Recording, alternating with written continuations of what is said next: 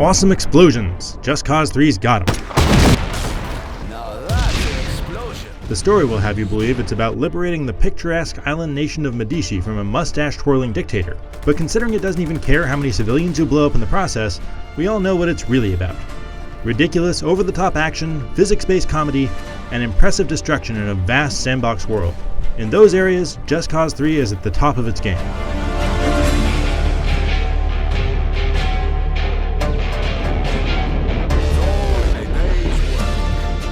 This map is absolutely huge, and how you choose to get from its sunny beaches and forests to its snowy peaks is a big part of the joy of it. There's fast travel, cars, planes, boats, and more, but learning to use Rico Rodriguez's unique combination of grappling hook, parachuting, and wingsuit to gracefully zip around is the most challenging and rewarding. There's a real skill to this. Plus, it's always tracking every move you make, pitting you against your friends list to create constant tiny challenges. Slamming face first into the ground always makes me smile through a cringe. Combat shares in that violent slapstick humor. You can, of course, shoot guys in run-and-gun fights, or among many other things, you can kick them, string them up, tie them together, or run up, slap an explosive charge on their faces and hit the detonator. That's doubly hilarious if you unlock the rocket booster bombs. Wonky physics are generally a great time, except when your freshly airdropped high-powered vehicle is damaged during shipping. Not everything in this world is destructible, but lots of things are. Enough that Just Cause 3 has some of the best and most empowering explosions this side of Red Faction Guerrilla. Combined with a good number of extremely potent weapons that can rain destruction down on everything in your path, it's a recipe for great moments.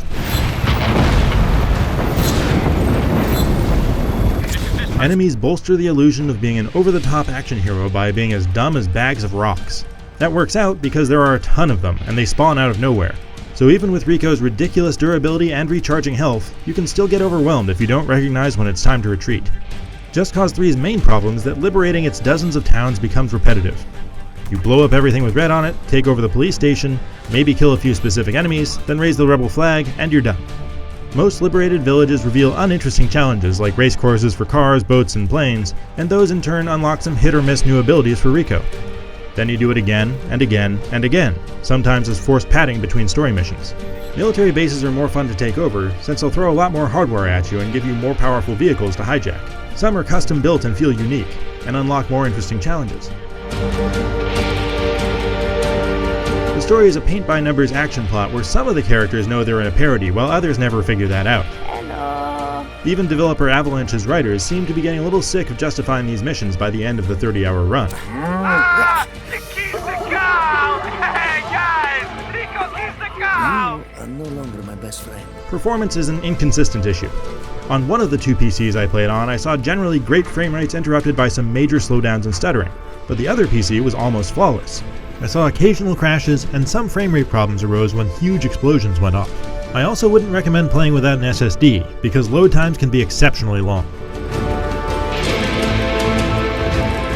Just Cause 3 is a playground where you get to be a physics-defying force of destruction, and its loop of liberating dozens of towns across this enormous scenic world would have gotten old much quicker if the combat weren't so full of options for free-form mayhem.